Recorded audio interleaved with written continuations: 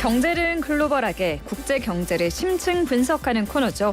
주원 현대경제연구원 경제연구실장 직접 스튜디오에 나오셨고요. 차영주 YG경제연구소장님은 전화 연결돼 있습니다. 두 분 안녕하세요. 안녕하십니까? 네. 예, 안녕하십니까? 네. 한국은행이 오늘 오전에 마지막 금통위를 열고 예상대로 베이비 스텝 0.25%포인트 인상을 결정했습니다. 적절한 인상 폭이었다고 보시나요? 우리 주원 실장님부터 답변해 주시죠. 일단은 우리 소비자 물가 상승률이 여전히 5%대 후반으로 상당히 좀 불안하기 때문에 금리를 안 올릴 수는 없고요. 또 이제 미국이 남아있는 이제 FOMC가 12월 달에 있고 이번에 안 올리면 또 너무 금리 격차가 벌어지고 그렇게 또 올려야 되는 건 맞는데 아시다시피 최근에 이제 뭐 레고랜드 사태부터 해서 기업의 자금 시장이 상당히 경색되고 있고 네. 그리고 지금 우리 이제 개인들의 입장에서도 가계부채에 대한 이자 상환 부담이 상당히 높아졌기 때문에 금리는 올려야 되지만 뭐 0.5 이상의 어떤 빅스텝을 하기는 상당히 좀 부담스럽다. 네. 그런 한국은행의 판단으로 이제 0.25만 올리는 그런 금리 결정을 한 걸로 생각이 됩니다. 네, 지금 경제 상황이 여러 가지로 너무 안 좋기 때문에 0.5%포인트 인상까지는 조금 너무 충격이 클 것이다라는 판단하에 베이비 스텝 결정했을 거라고 말씀해 주셨는데 소장님께서는 적절한 인상 폭이었다고 보시나요? 예, 그러니까 한국은행의 어떤 고심이 깊어진 결정이었지 않을까 미루어 짐작을 합니다. 네. 보통 우리가 이제 미국과 금리 격차가 오늘로써 이제 1.25%포인트로 벌어졌고요. 이제 미국이 더 금리 인상을 하게 된다라면 75bp죠. 75bp 이제 격차가 벌어졌지만 미국이 12월 달에 50bp 금리 인상할 것으로 보여지면 네. 1.25%포인트 금리 격차가 이제 벌어지게 되는 것을 우리가 이제 예상을 할 수 있는 거죠. 지금 뭐 이번에 25bp냐 50bp냐 얘기가 좀 있었습니다만 네네. 지난주에 한국은행 총재께서 모 컨퍼런스에서 한 25bp 정도 말씀을 하셨고 결국 거기에 이제 했다라는 거죠. 내용들을 보게 된다라면 일단 경기 둔화에 대한 우려감들이 녹아 들어가 있습니다. 8월보다 경기 둔화에 대한 전망치가 커졌다라는 점이고요. 그다음에 이제 금리 격차가 벌어짐에 따라서 외환 리스크가 커질 수 있다라는 점도 고려했고요. 마지막으로 지금 이제 실장님 말씀하신 것처럼 레고랜드 사태 이후에 단기 금융시장이 위축됐다라는 점도 이번에 50bp 금리 인상에서 25bp 금리 인상으로 기조를 바꾸게 되는 그런 중요한 요인이 아니었는가 이렇게 보여지고 있는 상황입니다. 한국은행이 이번에 또 내년 경제 성장률 전망치도 수정해서 발표를 했습니다. 2.1%에서 1.7%로 낮춰서 수정 전망치를 내놨는데 1%대면은 경기 침체라고 보는 수준인가요? 예, 이제 그렇게 봐야 되겠죠. 근데 이게 그 기조를 놓고 본다라면, 네. 한국은행이 발표한 게 올해 경제 성장률 2.6은 이제 뭐 한 달밖에 남지 않았기 때문에 유지를 했고요. 내년에 이제 1.7로 대폭 낮췄고, 23년도에는 2.3% 성장할 것으로 내년보다는 다소 나아질 것으로 좀 보고 있습니다. 근데 이거는 꼭 한국은행뿐만이 아니라 글로벌 IB들이 예측하고 있는 부분과 일정 부분 궤를 같이 합니다. 내년도 이제 우리나라를 필두로 해서 글로벌 세계 경제가 좀 둔화될 수밖에 없다라는 상황에 대해서는 다들 이견이 없을 것으로 보여지는데 네. 빠르게 2023년부터 경기가 성장할 수 있을까라는 부분에 대해서 일부 미국서부터 이제 그런 얘기들이 나왔는데 결국 우리 한국은행도 내년에 이제 경기 둔화가 예상되는 부분들은 어쩔 수 없지만 2023년도에는 나름대로 희망의 근거가 보인다라는 것을 발표했다라는 점에 있어서는 그래도 최악의 국면에 지나고 나면 빠르게 회복할 가능성도 열어두었다 이렇게 좀 봐야 될 것 같습니다. 네. 그럼 실장님. 네. 지금 공통적으로 나오는 목소리가 한국을 포함해서 전 세계에 내년에는 경기 한파가 온다. 경기 침체가 불가피하다라는 건데 2023년이 내년이고 이제 내후년 24년에는 경제가 회복될 것으로 보시나요, 그러면? 지금 기조는 그게 대부분의 시각인데 일단 내년도도 상반기와 하반기는 좀 다른 양상일 것 같아요. 지금 분위기를 보면 내년에 경기가 침체되는 그 원인이라고 할까요? 원인들이 보면 이제 뭐 고물가, 그다음에 고금리, 고금리 때문에 아무래도 뭐 가계나 기업의 소비 투자가 위축이 될 거고, 그리고 러시아 우크라이나 전쟁, 네. 뭐 최근에 국제 원자재가 유가 높아졌던 이 요인들을 가만히 보시면 상당히 좀 해묵은 이슈죠. 예, 상당히 그렇죠. 오래됐어요. 네. 예. 그래서 리스크긴 리스크인데 이렇게 리스크가 확연히 우리가 알 정도의 그런 리스크라면 사실 그 부정적 영향은 시간이 가면 갈수록 감소할 겁니다. 그러면 내년 상반기는 물론 어려울 겁니다. 네. 왜냐하면 금리가 여전히 높은 수준일 거고 그런데 이제 하반기 들어선 분위기는 좀 바뀔 거라는 거죠. 뭐 세계 경제가 뭐 V자로 회복은 안 하겠지만 뭔가 좀 바닥을 찍는 그런 모습을 보일 거고 그럼 이제 차영주 소장님도 말씀하셨지만 네. 그럼 2024년부터는 세계 경제나 한국 경제나 좀 올라가는 흐름이지 않을까 이렇게 보는 시각들이 요새는 좀 많아졌습니다. 그러니까 2024년 내후년이 되면 회복 기미가 있을 것으로 보고 있다라는 거고요.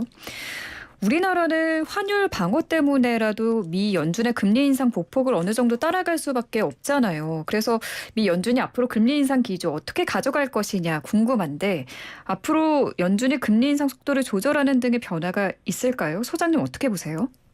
예, 일단은 오늘 새벽에 끝난 뉴욕 증시에서 그러한 희망의 트리거를 좀 찾아갈 수 있지 않을까 그렇게 보여집니다. 연준의 11월 금리 인상 폭을 결정했던 회의 의사록이 공개가 됐는데 네. 우리가 이제 11월 초에 미국이 75bp 금리 인상을 하면서 파월 의장이 이제 기자회견장에서는 굉장히 좀 강경 발언을 좀 했다라고 우리가 기억이 나실 겁니다. 점도표 발표가 없었습니다만 점도표 발표가 있었다라면 많은 위원들이 공격적인 금리 인상을 그러니까 이제 좀 더 높은 수준의 금리 인상에 대한 가능성을 열어뒀다라는 점을 언급을 함으로써 네. 일단 자산시장에 충격을 줬죠. 하지만 다행스럽게 의사록을 공개된 걸 보고 나니까 내년도 정도 되면 일단은 금리 인상 속도를 좀 조절해야 되지 않겠는가라는 의견들이 이제 피력이 됐다라는 거죠. 물론 이게 이제 당장 내년부터 금리 인상 속도 조절론에 들어간다라고 보기는 어렵죠. 왜냐하면 수치들이 어떻게 나오냐. 지금 이제 CPI, PPI 같은 경우 다소 둔화된 모습들을 보이고는 있습니다만 네네. 여전히 높은 수준이기 때문에 당장 이제 내년부터 금리를 안 올리거나 인하한다라고 보기는 어렵겠죠. 하지만 지금 많은 연준 위원들도 지금과 같은 상황이 지속되게 된다라면 결국 경기가 더욱더 위축될 가능성이 있다라는 것을 우려하고 있는 거죠.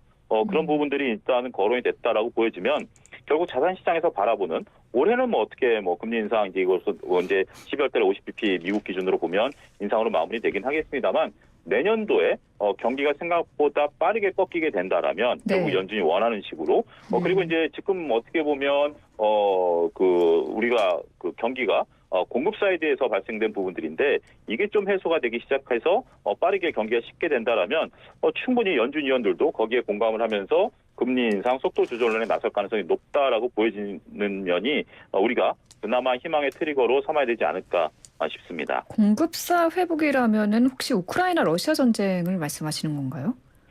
일단 우크라이나 러시아 전쟁도 지금 하나의 보면 변수고요.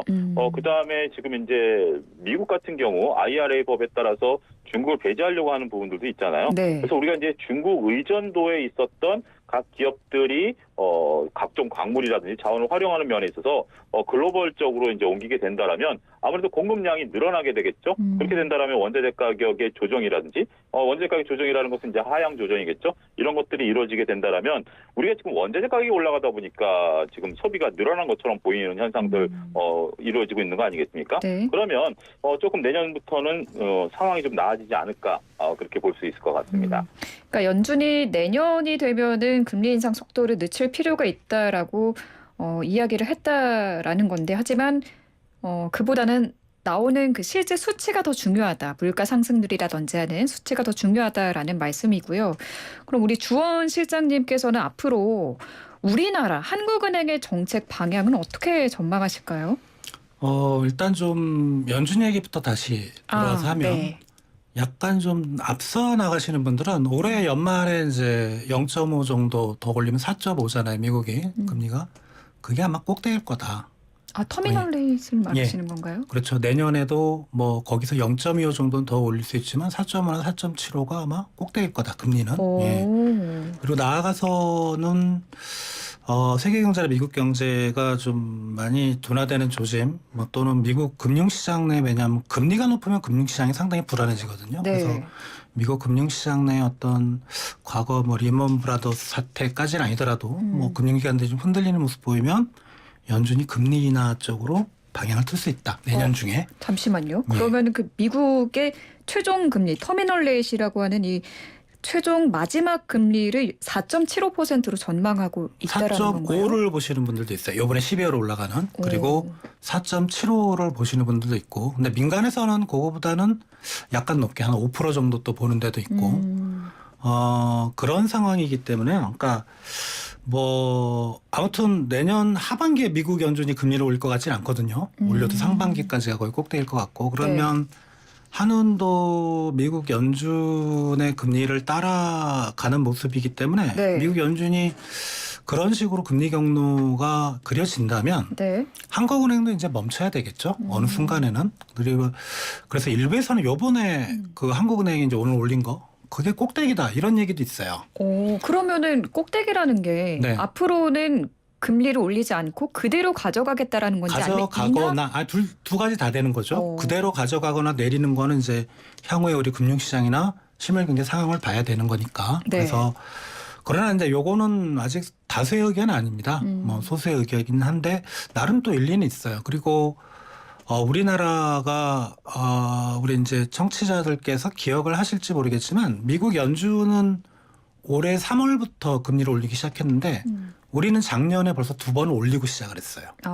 우리가 선제적으로 통화 정책을 나갔거든요. 네. 그렇다면 우리가 선제적으로 금리를 내릴 수도 있는 거고 어느 순간에는 또 최근에 그 국제 금융시장에서 다른 나라 중앙은행들이 미국의 연준의 금리 정책과 좀 뭐랄까 탈동조화 하려는 움직임들이 있어요. 네. 그러니까 올리지 않는 건 아닌데 올리는 폭을 좀 최소한으로 하는 거죠. 그러니까 워낙 미국은 또 달러가 강세니까 달러가 강세면 이제 미국에 들어오는 물가 상승 압력도 좀 낮출 수 있거든요. 근데 다른 나라가 미국처럼 그렇게 금리 인상 속도를 빠르게 따라가다가는 큰일 난다 하는 그런 시각들이 좀 많아서 네. 지금 올해 어떤 그 중앙은행들 간의 통화 정책의 특징은 동조하지만 내년 넘어가면은 서로의 어떤 상황에 따라서 좀 바뀔 가능성도 있겠다. 요것도 아직 다수의 의견은 아닙니다. 그러니까 네. 이런 의견들의 비중이 점점 늘어나고 있다. 이런 것들은 좀 생각해 볼 필요는 있을 것 같습니다. 그렇군요. 미국의 통화 정책을 따라가는 게 아니라 각자 나라 그 상황에 맞춰서 재정 상태에 맞춰서 갈 수도 있다라는 건데요. 지금 전 세계 쇼핑 축제죠. 블랙 프라이데이를 앞두고 유통업계가 바쁘게 움직이고 있는데 미국 소매업체들의 이번 매출은 어떨까요? 우리 차영주 소장님 먼저 답변해 주시죠. 예, 일단은 뭐 미국 쇼핑 시즌 과연 이게 잘 될 거냐라는 부분에 있는데 물론 미국 같은 경우 이제 블랙 프라이데이 오늘 이제 추수감사절로 미국 같은 경우 밤에 주시장이 열리지 않습니다. 이제 미국 같은 경우 이제 연말 시즌에 들어가는데 미국의 어떤 특징이죠. 블랙 프라이데이 이제 이렇게 되고 그다음에 이제 12월 왜냐하면 이제 크리스마스 선물을 이때 마련하는 그런 부분들이 있기 때문에 최근에 3분기 실적이 여기서 조금 희망의 뭐 이런 것들이 좀 나타난다고 보는데 우리가 3분기 실적 중에 이제 타깃이라는 소매업체가 월가 예상치의 무려 3분의 1이 감소되는 그러한 실적을 발표되면서 네. 실적 시즌 초반에 주가를 좀 끌어내리는 모습들을 좀 보였어요. 하지만 최근에 이런 유통과 관련된 베스트바이 같은 경우 실적이 잘 나왔거든요. 우리식으로 얘기하면 가전 전문 매장인데 이런 쪽들이 실적이 잘 나오면서 어떻게 보면 다소 혼동된 숫자를 좀 보여줄 수 있다라고 말씀드릴 수가 있겠죠. 타깃 같은 경우 일반적인 소매 업체고요. 베스트바이 같은 경우는 이제 전자기기들 전문이다라는 거죠. 그러면 미국인들의 소비 형태가 어떻냐라는 부분들을 보게 된다라면 타깃 지금 이제 어떻게 보면 지금 한정된 자원을 가지고 소비를 하는 데 있어서 지금 뭐 미국 저희가 이제 그 생생경제 지속적으로 말씀드렸다시피 미국의 실업률이 어느 정도 좀 유지가 되고 있는 상황인데 평균 임금은 올라가고 있지 않거든요. 네. 그렇게 된다라면 그 상위층에 있는 분들의 고용이 좋아지겠다기보다는 중하위층에 있는 분들의 고용 상태가 좋아졌다라고 이로 짐작할 수 있겠죠. 그분들이 소비하는 게 일반 소비재가 아니라 이런 전자 전자기기 관련된 것들을 소비하고 있다라고 미루어 짐작할 수 있다라고 보는 거죠.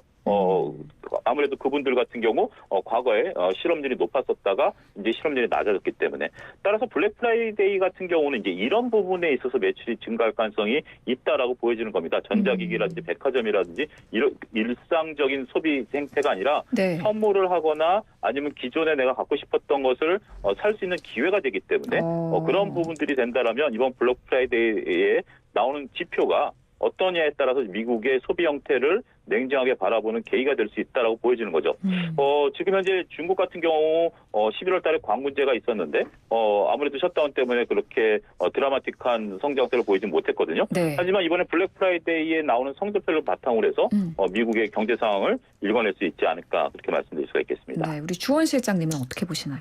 뭐 차영규 소장님께서 정확히 짚으셨어요. 지금 아마존 같은 경우는 블랙 프라이데이 앞두고 10,000명을 해고했고요. 네. 그죠? 그러니까 네. 상당히 대목인데 직원들이 해고할 리가 없는 거죠. 해고하더라도 그거 끝나고 해고하겠죠. 그죠? 그래서 그 정도로 좀 부정적으로 보는 데가 있는데, 근데 지금 월마트 같은 경우는 상당히 좀 소비가 늘어날 걸로 이번에 연휴 블랙 프라이데이 이후로. 참 다르네요. 같은 미국 내에서도. 그러니까요. 그리고 지금 미국의 10월 소매 판매가 전월비 1.3% 증가했어요. 물론 이제 10월 달이긴 하지만 그렇다면 미국 소비자들의 구매력은 살아 있어요. 분명히 살아 있고 또 요번에 이제 미국 기업들도 상당히 경제가 좋았다고는 하지만 재고가 많이 쌓였을 겁니다. 네. 물가 때문에 안 팔린 부분도 있고 그렇기 때문에 이번에 재고떨이도 나설 거고 그러면 나쁘진 않을 것 같아요. 나쁘진 않은데 포인트는 뭐냐면 내년도 미국 경제의 향방이 세계 경제를 결정하고 왜냐하면 옛날엔 미국과 중국이 세계 경제를 이끌었지만 지금 미국이 홀로 끌고 있거든요. 그리고 미국 GDP에서 차지하는 소비 비중이 80%입니다. 우리나라 50%고 쉽게 말하면 미국 소비자들의 행태가 내년도 세계 경제의 향방을 결정한다. 이렇게 해도 과언은 아니거든요. 그래서 블랙 프라이데이가 올해로 끝나는 게 아니고 내년 연초까지 넘어갑니다. 사실 이런 거가 지표가 만약에 좋게 나오면 최근에 IMF도 그렇고 OECD 다 좀 부정적으로 봤잖아요. 미국 경제에 대해서. 아마 내년 연초에는 수정을 할 수도 있어요. 갑자기 분위기가. 그러니까 이게 미국 시민들이 지갑을 열게 되면은 이 지표가 좀 좋게 나타날 수 있다라는 건가요? 그렇죠. 경제 성장률이라든지. 아무래도 80% 차지하는 민간 소비가 늘어나면 미국 경제 성장률 예상보다 좀 선방을 할 거고요. 그렇군요. 근데 사실은 좀 이제 우리가 지켜봐야 되는 거죠. 실제로 그럴지. 근데 지금까지의 미국의 소비 지표를 보면 소비 심리는 최악인데 소비는 어떻게 되고 있어요. 그게 물론 심리하고 행동하고는 틀린 거겠죠. 그래서 그런 아주 중요한 포인트다. 미국 경제, 세계 경제의 향방을 결정하는 그렇게 생각이 됩니다. 구매력이 이렇게 살아있게 되면은 물가를 또 자극할 수 있지 않나요? 물가가 더 튀어오르진 않을까 걱정이 되는데. 그렇죠. 근데 이게 이제 블랙 프라이데이가 물론 서비스 쪽도 지출이 많겠지만 대부분 이제 상품이거든요. 상품은 최근에 이제 원자재 가격 떨어지면서 미국 그 소비자 물가도 보면 서비스는 많이 올라있지만 상품 가격은 점점점 인플레 함량이 많이 낮아지고 있어요. 그래서 이쪽에서 좀 확 살아난다고 하더라도 그렇게 인플레를 자극할 것 같지는 않다. 또 이게 블랙 프라이데이는 다운시켜서 가격을 팔죠. 그러다 보니까 인플레는 그렇게 우려는 안 해도 될 것 같다는 생각입니다. 그렇군요. 알겠습니다. 저희 1부는 여기서 마무리하고 2부에서 이야기 이어가겠습니다. 네, YTN 라디오 생생경제 2부 시작합니다. 경제는 글로벌하게 차영주 YG경제연구소장, 주원 현대경제연구원 경제연구실장 두 분과 함께하고 있습니다. 이 이야기부터 해보겠습니다. 화물연대가 오늘부터 파업에 돌입했습니다. 경제에 큰 피해를 입힐 것으로 걱정스러운 상황인데요. 이번 화물연대 파업이 경제에 미칠 영향 어느 정도로 보시나요? 우리 차영주 소장님 말씀해 주시죠. 6월 달에 화물연대가 파업을 한번 했었죠. 이제 주 이유는 그거죠. 안전운임에 대한 일몰제를 연장해 달라는 겁니다. 이게 무슨 얘기냐면 컨테이너라든지 시멘트 같은 어떤 특수 이런 부분들에 대해서는 우리가 이제 과속을 하지 않게 그러니까 쉽게 얘기하면 우리가 이제 기초 수단 같은 경우 우리가 최저임금제 같은 그런 개념이겠죠. 그렇게 해서 어느 정도 거리까지는 얼마를 보장해달라 이런 거였습니다. 그게 이제 올 연말까지 시행되는 법인데 그게 이제 종료가 되니까 화물연대에서는 이것 때문에 우리가 과적도 안 하고 과속도 안 하는 건데 이거를 좀 더 연장해달라고 6월달에 요구를 했었었죠. 네. 그때 당시에 이제 정부와 협의를 지속하기로 하고 풀었습니다. 그래서 정부는 이번 여당은 3년 일단 연장하는 것으로 얘기를 하고 있습니다만 네. 화물연대는 거기에 만족하지 않고 이제 다른 업종, 그러니까 다른 뭐 철강이라든지 자동차, 심지어 이제 택배까지 이것을 연장해달라고 그러면서 이제 파업에 돌입했다라는 거죠. 6월달 파업 때 일단 산업계에서는 한 1조 6천억 정도 피해를 입은 것으로 결과치를 이제 뽑아냈는데 네. 지금 이제 오늘부터 파업이 시작됐고 현재 참석률 한 5% 정도 되는 것으로 알려지고는 있습니다만 네. 계속해서 지금 정부에서는 강경 기조를 나타내려고 하고 있고 화물연대도 물러서지 않겠다라는 부분들로서 나타나고 있기 때문에 조금 우리가 지켜봐야 될 사항이 아니겠는가 말씀드릴 수가 있겠습니다. 파업이 좀 상당히 길어질 수도 있을 것 같아요. 지금 뭐 정부도 그렇고 화물연대 측도 워낙 강경한 입장을 보이고 있어서 말씀해 주신 것처럼 어떻습니까? 좀 길어질 것으로 전망할 수 있는지. 근데 이 부분에 대해서는 우리가 아무래도 이제 파업을 시작했다라는 거 아니겠습니까? 이제 화물연대 측에서는 정부 여당이 6월 달에 협상을 하자고 해놓고 협상의 어떤 어떻게 보면 나서지 않았다라고 얘기를 하고 있지만 네. 또 정부 측에서는 56차례 정도 회담을 했었다. 네. 이런 것을 또 얘기를 하고 있어요. 서로가 말이 엇갈리는 부분들이긴 한데 문제는 이제 지금 분위기는 아무래도 좀 강경 기조로 갈 수밖에 없겠죠. 일단 파업을 시작한 화물연대 측에서도 강하게 얘기를 할 수밖에 없는 것이고 또 이것을 보고 있는 정부 여당 측에서도 이걸 우리가 얘기를 들어주겠다라고 섣불리 얘기를 할 수 있는 부분도 아니기 때문에 네. 일단은 지금은 서로 간의 강대강 기조가 외견상 나타날 것으로 보여집니다. 이제 물밑 접촉이 이제 시작이 돼야 될 텐데 현재 알려진 바로는 오늘부터 이제 파업이 시작이 됐습니다만 어제까지 물밑 접촉은 없었던 것으로 지금 알려지고 있고요. 네. 앞으로 이제 이것이 어떻게 정부와 화물연대 간의 협상에 나서는 부분들이 이루어지는지를 지난번 6월도 그랬죠. 굉장히 좀 오래 갈 것으로 봤었습니다만 네. 제 기억으로는 대략 한 일주일 정도 이후에 갑자기 이제 화물연대가 파업을 풀었던 그런 경험이 있기 때문에 그 부분도 우리가 잘 살펴봐야 되지 않을까 싶습니다. 알겠습니다.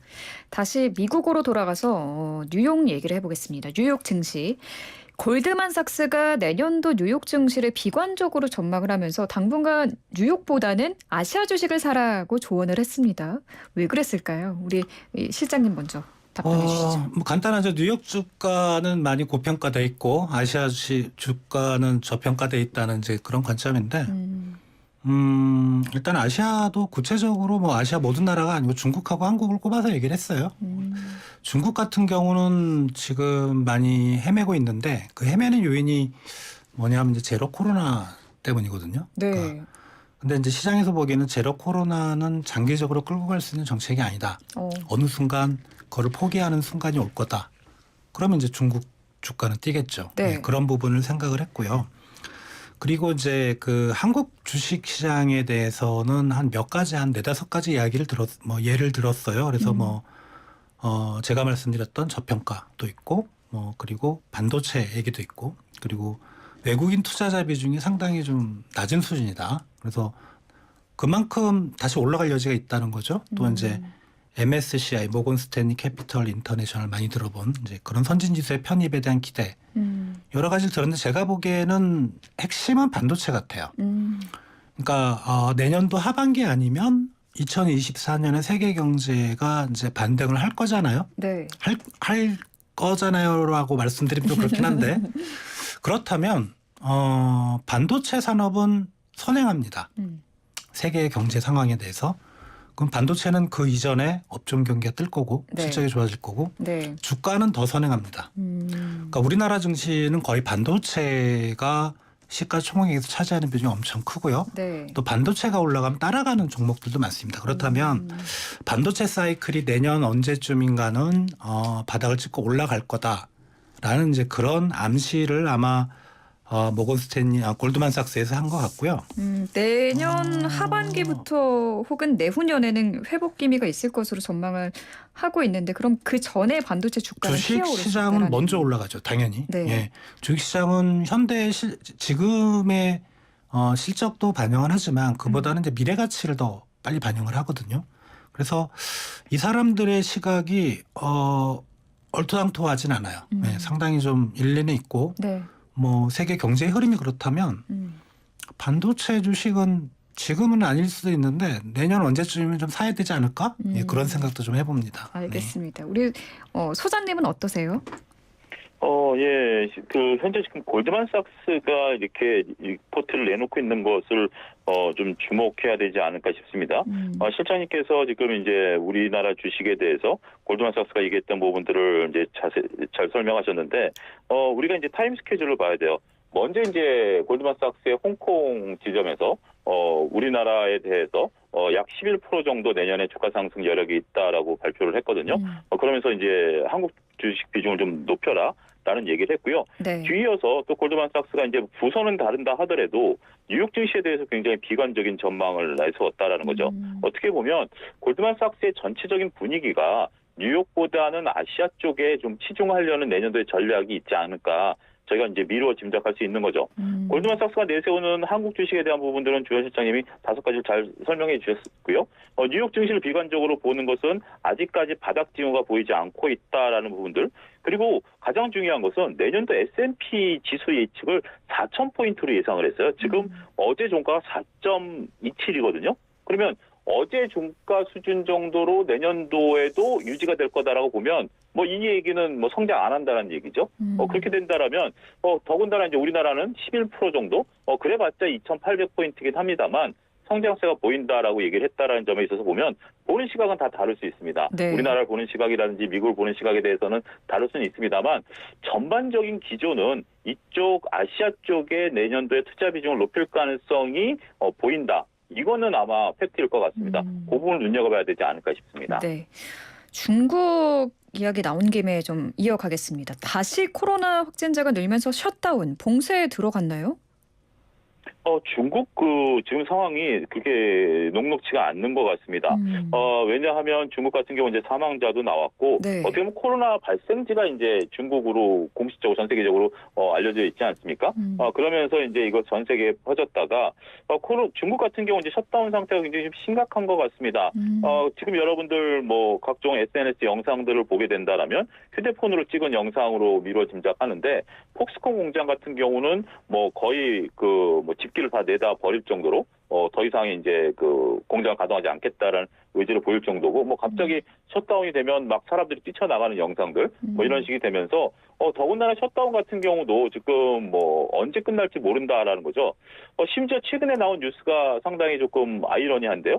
중국에 있는 그러니까 이제 북경에 베이징에 있는 중국 사람이 지방으로 출장을 갔다가 베이징으로 복귀를 못 한다라는 겁니다. 뭐냐 하면 중국도 이제 코로나 검사를 휴대폰에 입력하도록 돼 있는데 거기서 당신은 이제 베이징으로 들어올 수 있어라는 팝업창이 떠야 되는데 그게 안 뜬다라는 거죠. 그럴 정도로 지금 상당히 중국의 어떤 뭐 이동이라든지 여행, 그다음에 경제 이런 부분들까지 원활하게 이루어지지 않을 정도로 네. 중구난방적으로 지금 현재 이런 것들이 이루어지고 있기 때문에 이게 언제 끝날지는 또 예측 불허죠. 근데 전 세계적으로 봤을 때 한번 고점을 찍어야 이제 확진자들이 내려오는데 네. 그런 게 나타날 때까지는 상당히 좀 불확실성이 지속될 가능성이 있다 이렇게 말씀드릴 수가 있겠습니다. 네, 우리나라 수출에도 발목을 잡는 건 아닌가, 우리 경제에 미칠 영향은 어느 정도일까 생각이 궁금해지는데요. 어떻게 보실까요? 10월 달 우리 수출이 이제 마이너스로 돌아섰죠. 예.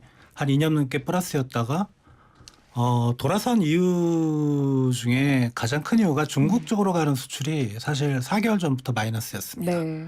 그러니까 그 도시 봉쇄 때문에 물류망이 작동을 안 하겠죠. 그러면 이제 우리 수출도 안 되는 거고 더 중요한 건 사실 우리의 최대 수출 시장이 중국이긴 하지만 지금 최대 수입 시장도 중국입니다. 그러니까 기업들이 완제품을 만들 때 들어가는 부품도 다 중국산이 엄청 많거든요. 네. 그것도 제대로 안 들어온다는 거죠. 그게 더 사실은 이제 위험한 거죠. 네. 그러나 이제 이게 지속 가능한 정책은 아니에요. 도시 봉쇄가 절대 제가 보기에는 다만 조금 더 가져가려고는 할 것 같아요. 왜냐하면은 코로나가 이제 계절적 요인이 강하게 작용하기 때문에 네. 겨울에 좀 많이 발병을 하거든요. 여름하고. 그러니까 이번 겨울은 좀 넘겨야 중국이 좀 제로 코로나를 포기하려는 움직임 이런 게 나오지 않을까 좀 기대를 해봅니다. 지금 3년 가까이 제로 코로나가 이어지고 있어서 네. 도대체 이게 끝이 있는 건 있긴 한 걸까? 자꾸 이런 생각이 자, 들더라고요. 왜냐하면 그 3년 가까이 제로 코로나를 할 수 있었던 건 다른 나라들도 했기 때문에 강도의 차이지만 그런데 이제 다른 나라는 다 풀었거든요. 예를 들어 이제 제가 아는 친구는 최근에 이제 유럽 여행을 갔다 왔는데 거기서 한국 사람을 찾는 거는 간단하다고 합니다. 마스크를 쓰고 있는 사람은 한국 사람이래요. 거기는 실내도 실외도 마스크를 안 쓴답니다. 네. 다른 나라 중국인들의 입장에서는 다른 나라 사람들은 뭐 그렇게 자유롭게 해외여행을 하고 그러는데 자기들은 갇혀갖고 이게 뭐냐 이런 사회적 불만이 엄청 팽배해질 수 있거든요. 네. 그런 걸 생각하면 이거는 언젠가는 이제 중국도 포기를 해야 되겠죠. 예. 알겠습니다. 오늘 밤 10시에 우루과이와 우리나라 축구대표팀 경기가 있잖아요. 실장님 거리 응원전 가시나요? 저는 이제 체력이 약해서 거리 응원 가서 집에서 그렇게 응원하시는군요. 2시간 넘게 서 있을 가능성은 그럴 수는 없고요. 예, 집에서 조용히 봐야죠. 네, 차영주 소장님은요? 저는 사무실 옆에가 광화문 광장이거든요. 네. 예, 근데 글쎄요, 명당에서 또 보시겠네요. 글쎄요. 근데 뭐 아무래도 이게 약간은 좀 거리는 있긴 합니다만, 지금 코로나 분명이기도 하고, 네. 그런 상황에서 이거를 좀 어떻게, 글쎄 뭐 가볼 생각은 아직까지는 있지 않은데, 그래도 지금 이제 월드컵의 이변들이 좀 많죠. 우리가 이제 사우디에 대한 이변, 그다음에 어제 이제 일본 그랬고, 우리나라는 뭐 이변이 아니라 당연히 이길 것을 보여주고 있기 때문에, 좋은 결과 나타날 것으로 보고 있습니다. 알겠습니다. 갑자기 축구 그 중계를 해주셔서 생생경제 진행하고 있다라는 걸 깜빡할 뻔했습니다. 월드컵 소식을 볼게요. 카타르가 지금 월드컵을 위해서 무려 300조 원을 쏟아부었습니다. 역대급 돈 축제라고도 하던데 이렇게 돈을 많이 들인 만큼 경제적 효과나 특수가 있어야 할 텐데 어떨까요? 일단은 과거와 좀 비교를 해보면 2014년에 한 150달러, 18년에 약 한 110달러 정도 투자를 월드컵 관련해서 각 나라들이 했는데 이번에 한 2천억 달러 정도, 그래서 우리나라 돈으로 약 300조 원 가까이 이제 투자를 했다라는 거죠. 이제 뭐 굉장히 좀 작은 카타르 도시 국가죠. 이런 것들이 지금 현재 뭐 경기장도 다 새로 짓고 이런 거죠.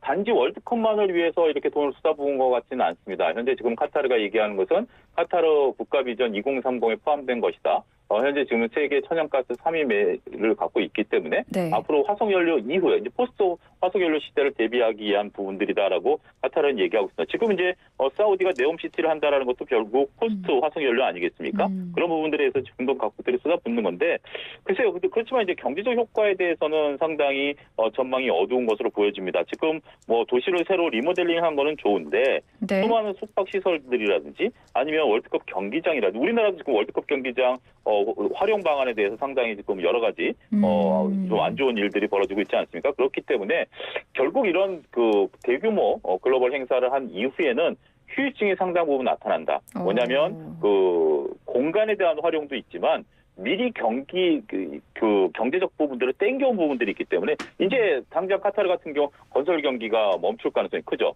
그렇게 된다라면 조금 이쪽 지역에 대해서는 조금 어려움이 있을 수 있다 이렇게 말씀드릴 수가 있겠습니다. 경제적 효과는 어둡다라고 말씀해 주셨는데 주원 실장님은 어떻게 보세요? 지금 사실 이 월드컵을 개최한 나라들은 적자 월드컵을 했다라고도 이야기를 많이 하던데. 이게 뭐 그럴 수밖에 없는 게 일단 경기장은 많이 줘야 되잖아요. 예. 그 예산 수만큼 줘야 되고 아무래도 뭐 인프라 비용이 상당히 숙박 시설도 만들어야 돼. 뭐 사막에다가 1,000개 텐트를 쳤다고 하는데 뭐 아무튼 뭐 그것만 필요한 게 아니라 여러 가지 숙박 시설도 필요하고 하다 보니까 네.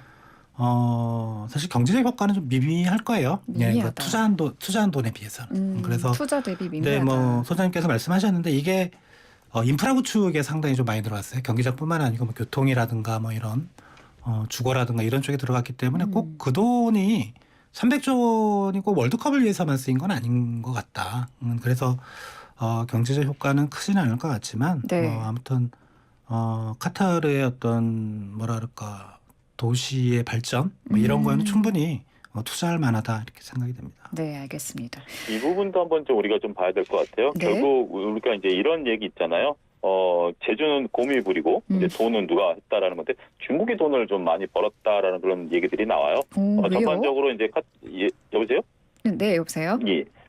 그 중국이 일단 돈을 많이 벌었죠. 특히 이제 중국 같은 경우 전기차라든지 이런 다양한 인프라를 이제 카타르에서 광고 효과도 좀 보고 있는 상황이고 네. 이번에 중국이 그 후원한 게 한 13억 달러 정도 됩니다. 미국보다 더 많은 후원을 했고요. 이런 부분들에 대해서 지금 중국이 오히려 광고 효과라든지 경제적 효과는 더 많이 가져가는 게 아니냐 이런 분석도 있다라는 점도 참고해야 될 것 같습니다. 네, 중국이 지금 보니까 최대 후원자로 등극을 했는데 어떤 기업들이 특히 특수를 맡고 있나요? 일단 대표적으로 봤을 때 이제 그 월드컵 가면 이제 다양한 소모품들이 있잖아요.